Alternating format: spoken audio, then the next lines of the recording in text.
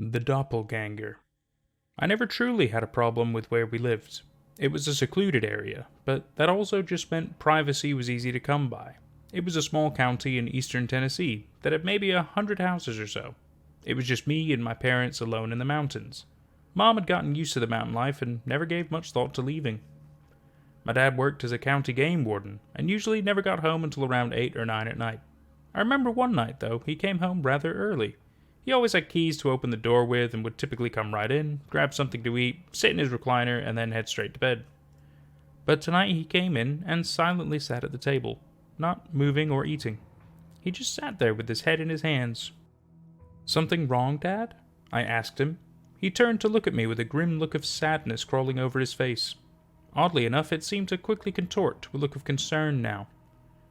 "Mike has been missing from the station for almost 2 days. Nobody's been able to track him down, and his family's becoming restless.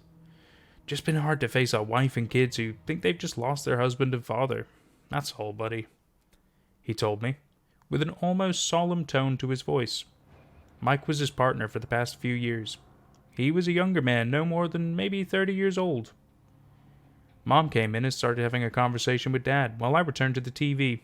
Their voices both cracked from time to time. I presumed it was due to the gravity of the situation.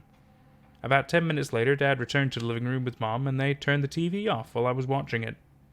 Before I could protest, they both looked at me and spoke. "Son, until this all clears up, I want you to promise me a few things, okay?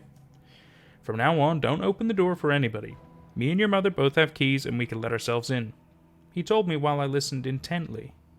"We won't have a need to knock or call for you, and if you hear any of that, simply ignore it and go to your room.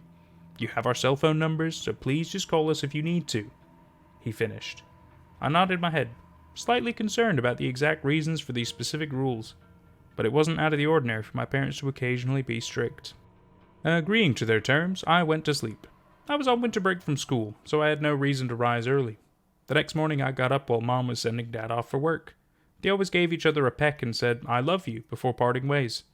This morning, though, seemed somehow more dire than usual. There was a grave sense of concern in my mother's voice as they said goodbye. The day was rather normal, up until it was time for Dad to come home. He didn't use the keys like usual. He just knocked. I almost didn't think it was him until I remembered his truck lights pulling in through the window. I figured I'd play along and open the door with a funny face or a joke to greet him. But when I opened the door, I was only met with a furious father. "Trey, what was the one simple rule I told you to follow?" he said. His voice was stern and angered. "I'm sorry, Dad. I just knew it was you," I replied. "No, you didn't. You just thought it was me. I told you I would let myself in." His voice bellowed loudly at me. My mom walked in and seemed to try and calm him down. "Henry, he's just confused, and I'm sure he won't make this mistake again. Go easy on him," my mom said softly. Dinner was quiet that night. Between Dad being furious with me and Mom trying to keep the peace, you could cut the tension with a knife. Mom tried breaking the ice. "Any updates on Mike?" she asked. "We got a call this morning. They found him down by Deer Point Creek," he said, sounding somewhat hopeless. "Well, that's great. I'm sure his family was relieved," Mom said to him. Dad looked up with tears in his eyes. It took a moment, but both me and Mom realized the gravity of the situation. Mom never asked if he was found alive, and now somehow we knew she didn't need to. "Look at me, both of you," Dad said in a demanding voice.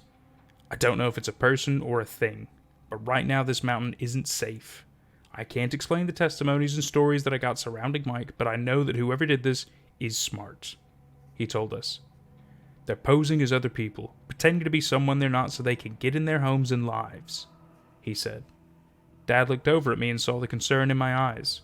He excused me from the table and said he loved me before sending me to my room so he and Mom could talk. I tried listening, but I couldn't make out what was being said. Mike, wife, body, 2 weeks old, hiding, house, 2, missing, is all I could make from their chat. That night I had trouble sleeping. The jumbled words I had made out played in my head over and over like a blank record.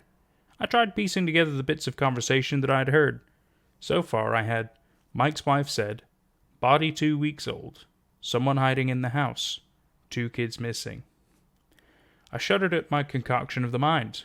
What I made up is Mike's wife said his body was found to be 2 weeks old, even though they found it this morning, and apparently he was only missing for a few days. That begs the question of who was with his family all the time.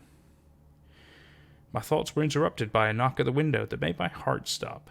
It was too dark to see anything, but the person knocked again. "Trey, can you let me in?" he said. I recognized the voice. It was my father's voice. "Dad? What are you doing outside?" I asked. He took a moment to respond. "I thought I heard something and went to check it out, but the door shut behind me. It's cold out here, buddy. Let me in." I was still frozen in fear, but somehow my concerns got worse as a figure appeared in my doorway. It was my father, wearing his typical loungewear pajamas. He held a finger up in silence to me, signaling me to be quiet. "Trey?" the voice from outside called out. My dad erupted so abruptly that I jumped to my bed.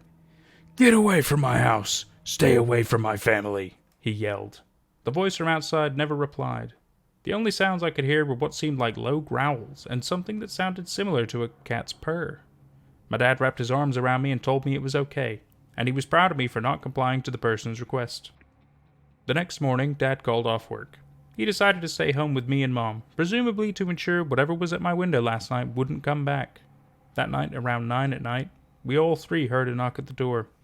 My dad didn't respond and held his hand up to signal all of us to remain silent.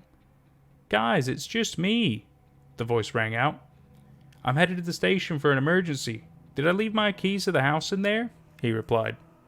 My mother had tears swiftly form in her eyes, while my heart began to beat faster and faster. "I was hoping you'd show up tonight. I wanted to catch you off guard," my real father called out to the voice. The only noise that followed was a quick yelp, like a dog had been frightened, and the patter of feet scurrying away. "Henry, what was that?" my mother asked him. My dad held his head down as he thought about how to respond.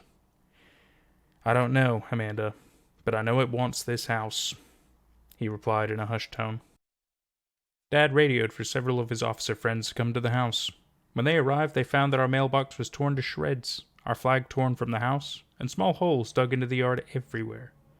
Whatever was at our door must have thrown a tantrum after Dad sent it away. We all three walked outside, and Dad agreed to attempt to follow the being with his friends. He made Mom promise to not open the door like usual. As we both made our way back inside, I went straight to my room to hide under the blanket and pray that I wouldn't hear a knock or a call. My pleasant surprise? I didn't. About an hour later, Dad called to tell us that he was on his way home, and they couldn't find anything. I presumed Mom was in shock still, because she didn't reply. She only weakly nodded her head.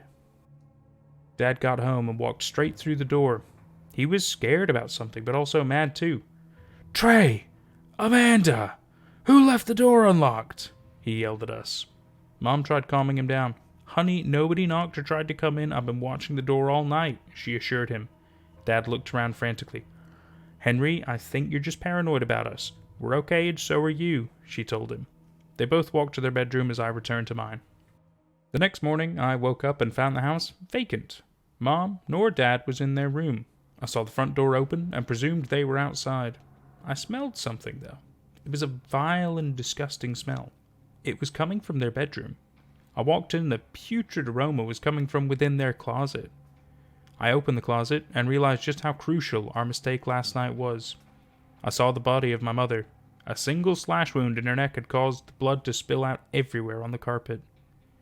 I cried as I stood there and fell to my knees. My own mother, dead in front of me. As I looked at her body, my mind began to flare, as if I had noticed something without actually noticing it. My mother didn't have a mole under her eye. As a matter of fact, her eyes were uneven, with her left eye almost drooping below her nose. She had no teeth, but upon further inspection, she had no place for them. This woman, or thing, wasn't my mother at all. As that thought crossed my mind, I looked up to see both of my parents storm into the room with the police. They apologized to me while escorting me outside. They said they had hoped to catch me before I woke up to explain, but the story I was given was clearly a fabricated story to shield me from what really happened. I was told a woman was trying to break into our house after Dad had written her a ticket that pushed her over the edge, but I wasn't buying it. I knew this thing was capable of far more than just being a psycho. Psychos don't manipulate voices and faces at will. Whatever this thing was, it was dead. That's all that matters to me. As we walked to our car to allow the investigators to continue, I looked up at my dad, who had his arm around me. I noticed something. Did he always have black hair? And that was The Doppelganger by Combat Wombat 9853. I love the concept of doppelgangers. I mean, I've covered the Manuel Bartowal story about, a doppelganger basically, harassing his life and everything, a whole alternate world kind of craziness. I think the concept is amazing. I thought the story really, really gave you that sense of like eeriness and dread to it. Like it was still very much mysterious and you didn't fully kind of know what was going on, but it kept you gripped. This story was really good. I thoroughly enjoyed it and I really hope you did too. See you for the next one.